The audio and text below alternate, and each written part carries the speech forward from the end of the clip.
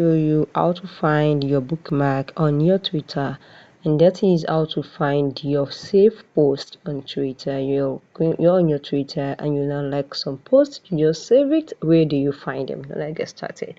So I'm going to go to my Chrome browser, and automatically my Twitter is here. So I'm going to click on sign up, and after that I'm going to go and click on sign in on my Twitter. Oh, sorry guys.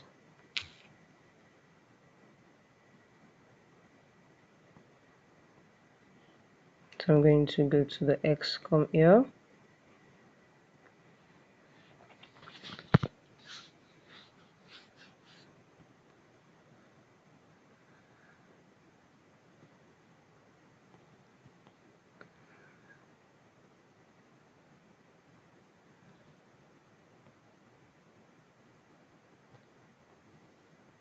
Okay, now so I've signed in into my account. So once you sign in into your Twitter account, what is the next thing you need to do?